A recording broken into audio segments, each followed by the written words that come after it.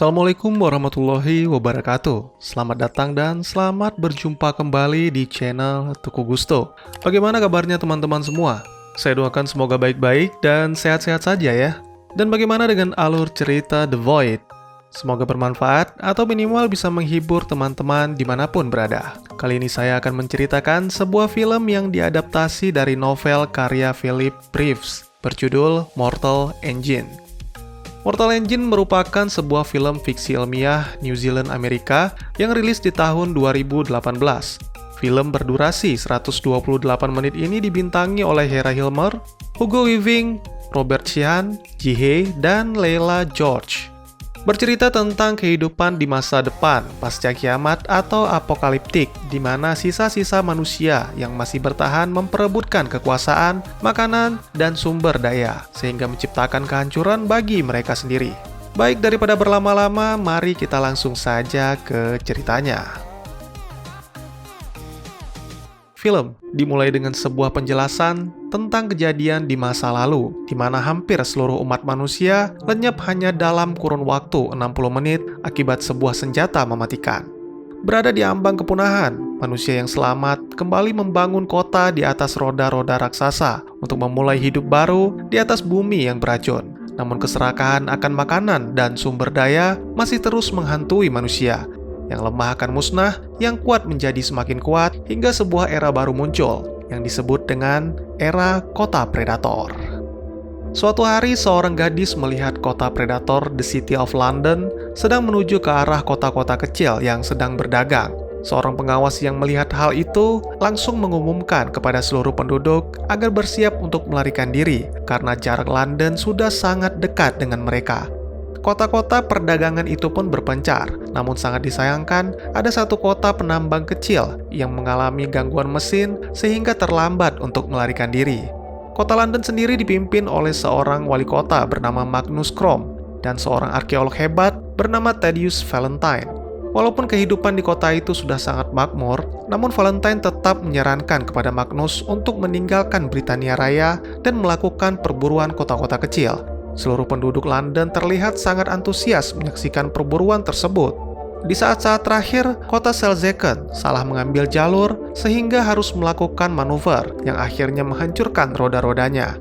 Menyadari hal itu, Magnus langsung memerintahkan untuk menembak jangkar dan bersiap untuk menelan. Akhirnya di sini kita diperlihatkan bagaimana sebuah kota bisa disebut sebagai predator.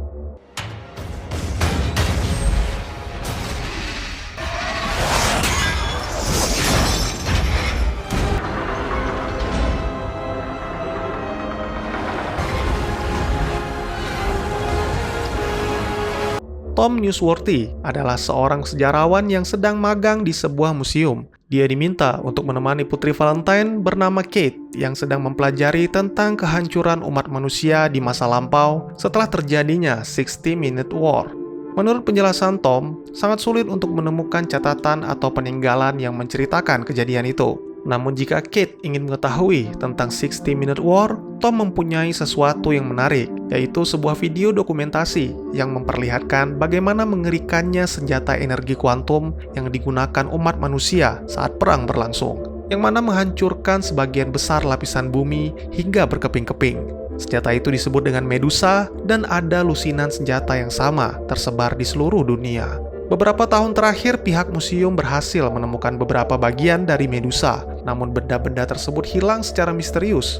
Tom telah mencoba melaporkan kepada beberapa petinggi museum, namun hasilnya sama saja, benda itu hilang dan tak ada seorang pun yang memperdulikannya. Akhirnya karena khawatir disalahgunakan, Tom menyembunyikan semua temuan-temuan yang berhubungan dengan senjata dan akan segera menenggelamkan benda itu agar tidak ada yang menemukannya.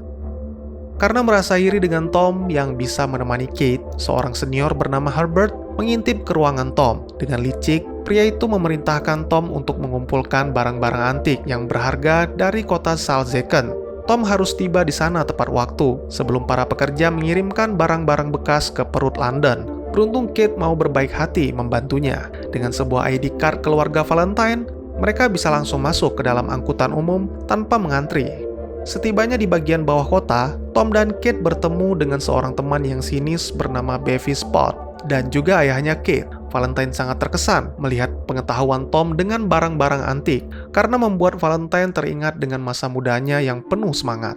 Di sana Valentine menemukan sesuatu yang sangat berharga sekaligus berbahaya, yaitu inverter fusi, yang merupakan bagian dari senjata Medusa. Pria itu telah mengetahui bahwa para ilmuwan mengumpulkan benda-benda yang berhubungan dengan senjata di masa lampau. Oleh karena itu, Valentine akan memastikan kali ini benda-benda tersebut akan dibuang. Terjadi kericuhan antara para pekerja dan penduduk Salzeken karena merasa diperlakukan dengan kasar. Dengan wibawa, Valentine menghampiri mereka dan memerintahkan polisi untuk menangkap si pekerja, dan penduduk Salzeken yang terluka akan dirawat oleh tim medis. Valentine meminta maaf sebesar-besarnya atas kejadian itu, karena seharusnya seluruh penduduk yang kotanya dimangsa oleh London akan mendapatkan makanan, tempat tinggal, serta pekerjaan yang layak. Pernyataan Valentine disambut dengan penuh sukacita oleh penduduk Salzeken. Namun tiba-tiba saja, seorang gadis misterius menghampiri Valentine dan langsung menikam perutnya. This is for my mother. Hal itu dilakukannya demi membalaskan dendam sang ibu. Karena Valentine masih belum mati, gadis itu pun berusaha untuk menikamnya lagi. Namun Tom dengan sigap menggagalkannya, sehingga gadis itu pun melarikan diri ke kota Salzeken yang sedang dikunyah oleh London, hingga nekat melompat ke lubang pembuangan. Di saat-saat terakhir, sebelum gadis itu jatuh, dia sempat menceritakan sedikit tentang kejahatan yang dilakukan Valentine. Lalu kemudian Valentine pun datang, dan karena merasa Tom telah mengetahui rahasianya, akhirnya pria itu pun mendorong Tom ke lubang pembuangan, serta berdusta kepada Kate dengan mengatakan Tom telah jatuh ketika sedang bertarung dengan gadis misterius. Beberapa waktu kemudian, Valentine mengirimkan pesawat untuk mencari keberadaan Tom. Namun mereka masih belum menemukan apapun karena ternyata Tom disembunyikan oleh gadis misterius bernama Hester Shaw. Hester merasa sangat marah karena misi balas dendam yang direncanakan sejak lama digagalkan oleh Tom. Akhirnya mereka berdua bekerja sama mencari jalan agar bisa kembali ke London. Tindakan Valentine yang menggerakkan kota London menjelajahi Eropa mendapat kecaman dari wali kota Magnus karena selama ini hanya menemukan beberapa kota kecil sebagai mangsa, yang mana tidak dapat mencukupi bahan bakar. Oleh karena itu, Valentine berjanji akan segera menyelesaikan proyek pembangunan energi baru agar London bisa mendapat sumber daya tak terbatas. Menurut penjelasan para ilmuwan, akan membutuhkan sekitar 7 minggu lagi untuk menyelesaikan proyek tersebut. Sangat mengejutkan, ternyata Valentine tidak membuang inverter fusi yang ditemukannya. Dia malah memberikannya kepada seorang ilmuwan dan meminta agar proyek tersebut segera diselesaikan. Kemudian pria itu pun meninggalkan gereja dan menuju ke sebuah penjara di tengah laut yang disebut Shark Moor, karena mendapat kabar bahwa pagi ini para penjaga menangkap stalker yang terus meneriakkan nama Hester. Kembali ke Hester, malam itu dia terbangun dan tidak melihat Tom di sana. Lalu terdengar teriakan dari Tom yang berusaha memberitahukan lokasi mereka kepada sebuah kota yang dikiranya adalah pedagang. Namun ternyata kota itu adalah milik para pemulung atau pemburu manusia yang disebut dengan Soutis.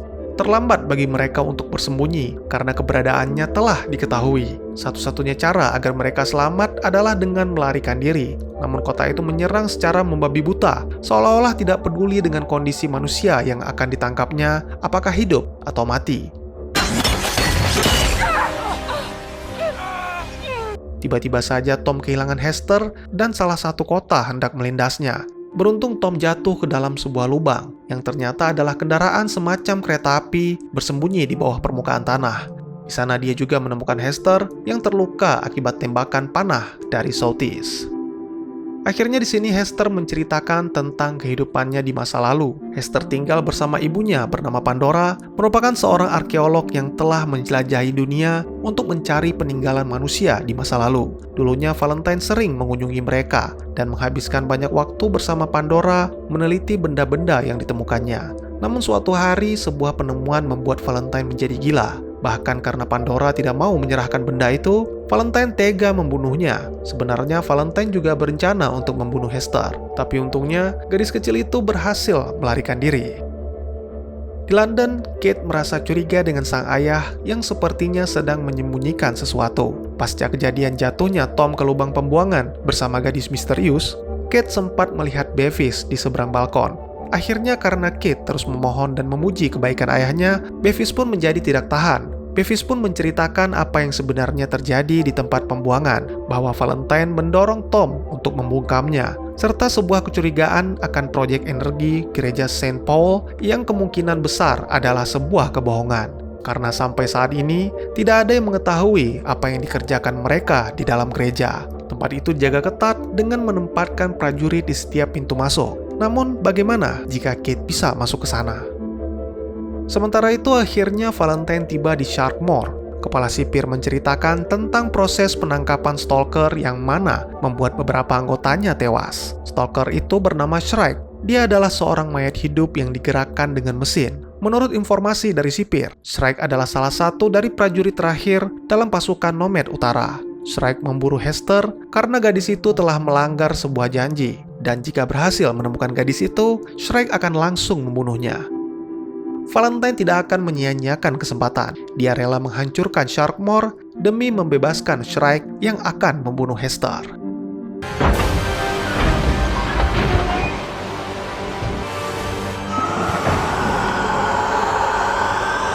Teriakan Shrike seolah masuk ke dalam pikiran Hester dan membuatnya mengalami mimpi buruk. Ketika gadis itu terbangun, Tom menjelaskan kendaraan itu telah berubah haluan menuju ke selatan. Ternyata sejak tadi mereka telah dijebak oleh para pemburu budak. Sebenarnya Tom telah menemukan pintu keluar untuk mereka melarikan diri. Namun karena Hester tidak bisa melompat, akhirnya Tom memutuskan untuk tinggal bersama Hester. Tak lama kemudian mereka pun tiba di sebuah tempat pelelangan. Beruntung Hester ditawar dengan harga tinggi oleh seorang wanita yang menjadi buronan di London, yaitu Anna Feng. Anna menjadi buronan dengan harga tinggi karena menentang sistem traction yang dianut oleh London dan beberapa kota predator lain. Namun penyelenggara lelang sangat licik. Dia malah memaksa Anna membayar lebih sesuai harga buronannya. Tanpa ragu, Anna langsung mengeluarkan senjatanya dan menembak kepala pria itu. Ternyata harga buronannya tidak hanya isapan jempol belaka. Selain mahir dalam menembak, wanita itu juga memiliki kemampuan bertarung yang luar biasa. Anna berhasil menghabisi para penjaga serta membebaskan Hester. Tiba-tiba saja terdengar sebuah teriakan yang menjadi mimpi buruk bagi Hester. Ternyata Shrike telah tiba di selatan dan dia menuntut janji yang telah diucapkan Hester. Sebuah tembakan mengenai dada Shrike dan berhasil melumpuhkannya. Namun makhluk itu belum menyerah. Dengan kekuatannya, dia hampir saja membuat pesawat Anna jatuh. Beruntung di saat-saat terakhir, Tom memotong talinya dan akhirnya mereka berdua berhasil melarikan diri dengan pesawat Anna.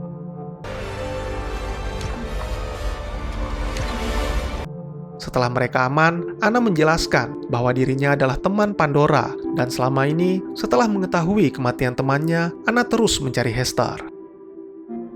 Hester merasa kesal dengan Tom yang mengatakan hal-hal buruk terhadap Shrike karena walau bagaimanapun, Shrike lah yang telah menyelamatkan dan membesarkan Hester. Tidak seperti anggapan orang-orang tentang stalker yang tidak mempunyai pikiran. Shrike memiliki kegemaran mengumpulkan benda-benda, baik itu benda rusak ataupun benda yang sudah dibuang oleh pemiliknya. Menurut Hester, Shrike masih memiliki sedikit ingatan masa lalu karena gadis itu pernah menemukan sebuah foto yang kemungkinan adalah Shrike ketika masih hidup. Karena sering melihat Hester yang selalu bersedih, suatu hari Shrike memberikan sebuah tawaran, yaitu menghapus segala perasaan yang dimiliki Hester dengan cara membunuhnya. Lalu nantinya, Hester akan kembali dibangkitkan dalam bentuk mesin sama seperti Shrike. Awalnya Hester menyetujui tawaran itu. Namun 6 bulan yang lalu dia mendapatkan sebuah kabar bahwa London kembali melakukan perjalanan yang mana membuat Thaddeus Valentine berada dalam jangkauan Hester. Akhirnya gadis itu pun terpaksa mengingkari janjinya. Valentine telah kembali ke London. Dia disambut oleh Herbert yang mengaku sebagai teman Kate. Namun sepertinya Valentine tidak memperdulikan omong kosong tersebut hingga Herbert memberitahukannya tentang benda antik yang disembunyikan oleh Tom, yang mana benda itu adalah milik Departemen Militer Umat Manusia di masa lampau. Tidak butuh waktu lama bagi Valentine merampas benda yang sangat berharga itu. Dia langsung mengirimkan ilmuwan dan pasukan, sehingga ketika Kate dan Bevis datang, semuanya sudah terlambat. Namun walau bagaimanapun, Kate tetap harus ke gereja melalui jalan rahasia yang disebut dengan Kate's Cradle. karena dia harus mengetahui apa yang sebenarnya dikerjakan ayahnya dan para ilmuwan di gereja.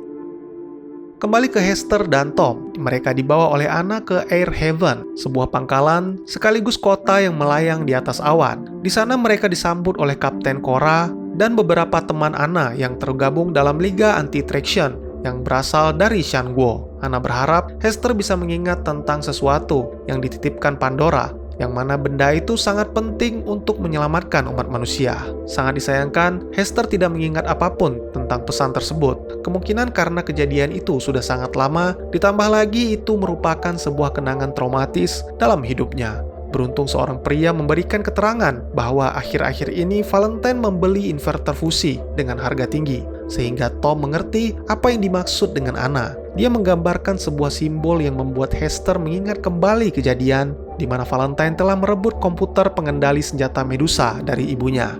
Seorang wanita bernama Yasmina melaporkan sebuah kabar buruk bahwa London telah mengubah jalurnya ke timur, yang mana itu mengarah ke Shanguo. Beberapa waktu yang lalu, wanita itu melihat London berada di dekat pegunungan Tannhauser dan masih terus bergerak dengan kecepatan tinggi. Diperkirakan 2 jam lagi, kota predator itu akan tiba di Shanguo. Sementara itu di London, wali kota Magnus mempertanyakan tentang perubahan arah perjalanan kota London. Setelah mengetahui bahwa Valentine yang memerintahkan hal itu, Magnus pun segera mendatangi gereja Saint Paul. Alangkah terkejutnya Magnus ketika mengetahui bahwa Valentine membangun kembali mesin penghancur yang menyebabkan kiamat di masa lalu. Pria itu langsung mencopot jabatan Valentine dan memerintahkan ilmuwan untuk mematikan Medusa. Namun sangat disayangkan, secara diam-diam Valentine telah melakukan kudeta, dan karena telah mendapatkan dukungan dari kepala keamanan London yaitu Fambres, tanpa ragu Valentine langsung menembak mati sang wali kota. I'm the meteor. Setelah mengetahui rencana ayahnya untuk menciptakan perang, Kate dan Bevis pun memutuskan untuk meninggalkan tempat itu. Kemudian mereka mendengar suara tembakan yang membuat Kate hendak kembali karena mengira sang ayah telah dihukum mati. Namun menurut Bevis, tidak ada yang bisa dilakukan oleh Kate selain merelakannya. Kembali ke Air Haven, ketika para anti-traction berencana menuju ke Shanguo, terdengar suara teriakan penduduk Air Haven yang ternyata disebabkan oleh kedatangan Shrike. Dia menghabisi siapapun yang berusaha menghalanginya, termasuk menghancurkan Air Haven. Para anggota anti-traction meminta Hester dan Tom meninggalkan tempat itu selagi mereka mencoba melakukan perlawanan. Namun tidak ada satupun dari mereka yang berhasil menaklukkan Shrike, hingga sebuah tikaman dari Anna tepat mengenai bagian dada Shrike yang hancur.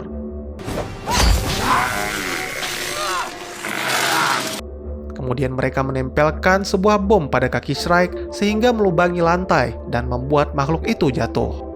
Para anti-traction pun segera menuju ke kapal mereka. Tiba-tiba saja Shrike muncul di hadapan Hester dan langsung menyerang Tom hingga pingsan.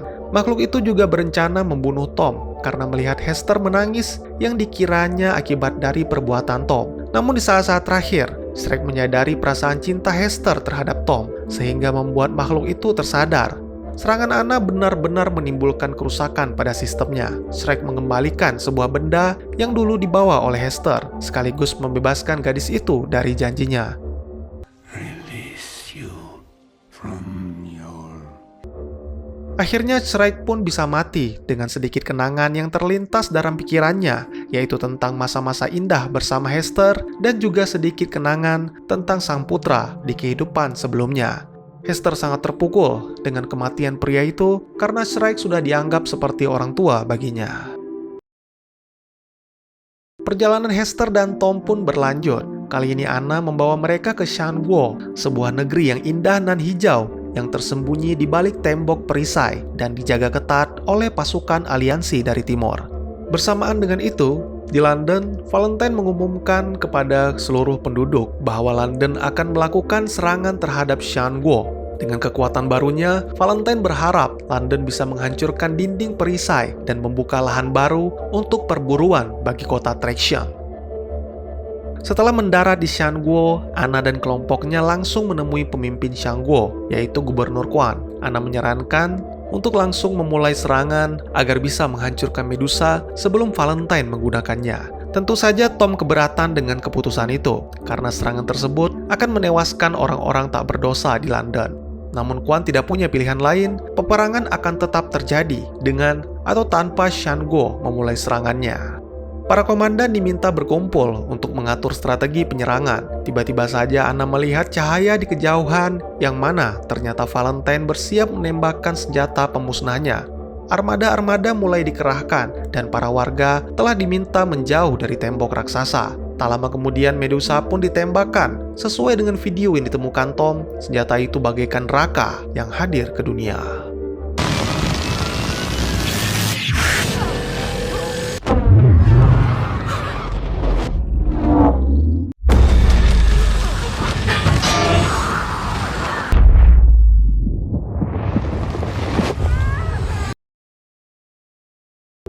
Akhirnya Hester mengingat benda yang dititipkan ibunya, yaitu sebuah drive yang berfungsi untuk menonaktifkan Medusa. Hester dan Tom langsung menemui Anna untuk mengatur strategi menyerang London. Bersama sisa-sisa armada, Anna dan kelompoknya menuju ke London. Sesaat sebelum lepas landas, Tom mengganti jaket perpustakaannya karena kini dia akan menjadi seorang pilot sesuai dengan cita-cita Tom sebelum kematian orang tuanya.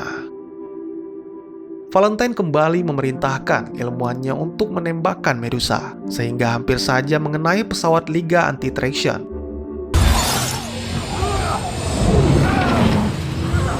Namun senjata yang harus diwaspadai bukan hanya Medusa, melainkan Air Defense London yang juga mengerikan. Korban pun mulai berjatuhan, baik dari pihak Anti-Traction ataupun London. Bahkan Yasmina memutuskan untuk mengorbankan diri demi membuka jalan bagi Anna untuk menyusup ke dalam gereja.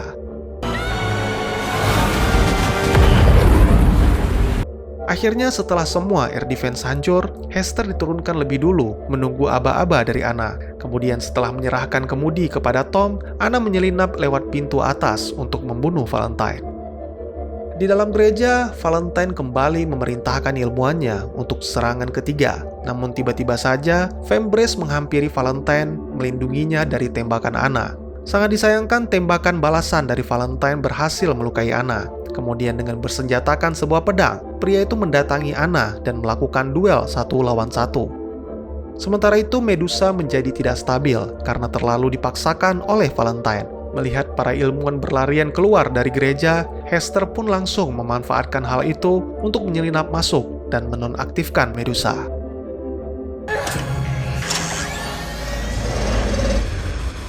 Pertarungan pun semakin sengit antara Anna dan Valentine. Luka yang diderita Anna membuatnya tidak bisa bertarung dengan baik, sehingga dia ditikam oleh Valentine.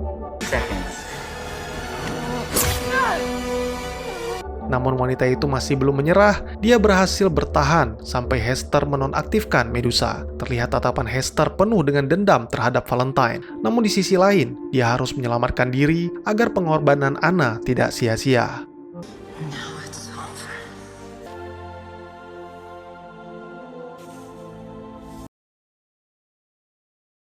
Walaupun Medusa telah hancur, tapi Valentine masih belum menyerah. Dia mengirimkan sekelompok tentara untuk membunuh para kru di ruang kendali, serta menjalankan London dengan kecepatan penuh demi menabrak tembok perisai Shan Guo. Kate yang mengetahui hal itu langsung menuju ke ruang kendali. Sangat disayangkan, ternyata selain meningkatkan kecepatan, Valentine juga memerintahkan untuk merusak remnya. Bersamaan dengan itu, Hester berhasil menyelinap ke pesawat Valentine. Sebuah pengakuan yang sangat mengejutkan keluar dari mulut pria itu, bahwa sebenarnya Valentine adalah ayah Hester. Pengakuan tersebut membuat Hester lengah, sehingga Valentine merebut pistolnya. Bersamaan dengan itu, Tom berhasil menghubungi Kate, dan setelah mengetahui kondisi di ruang kendali, akhirnya Tom meminta Kate membuka mulut London. Lalu dengan kemampuan terbangnya, Tom masuk dengan pesawatnya dan meledakkan inti mesin.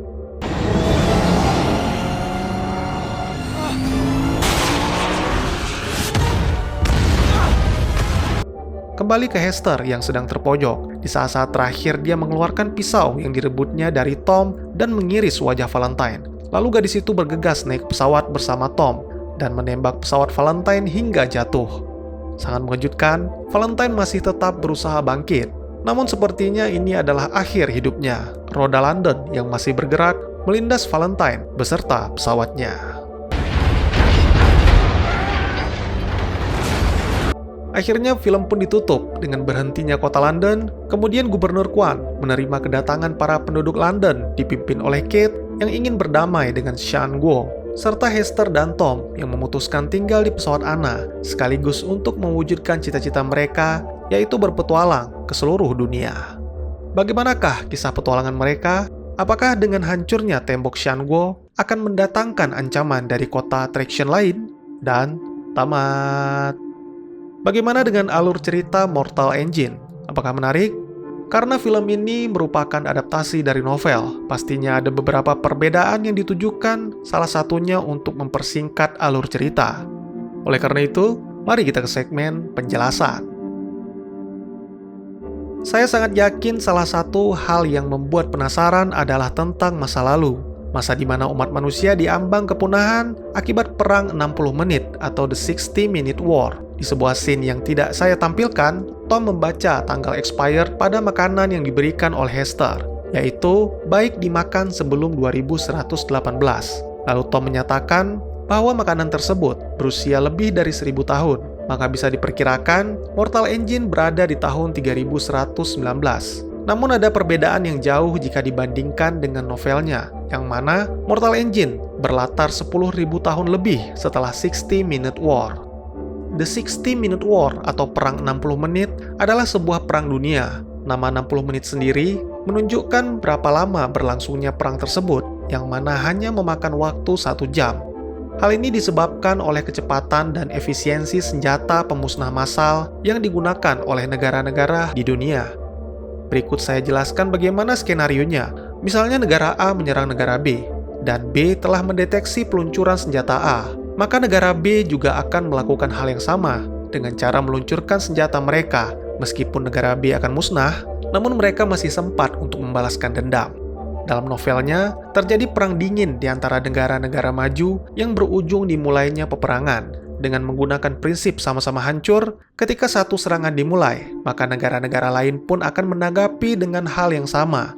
60-Minute War sebagian besar terjadi karena Amerika dan Cina saling meluncurkan senjata. Namun ada kemungkinan besar, negara-negara Timur Tengah juga ikut terlibat. Dalam alur cerita saya sering menyebutkan traction atau anti-traction.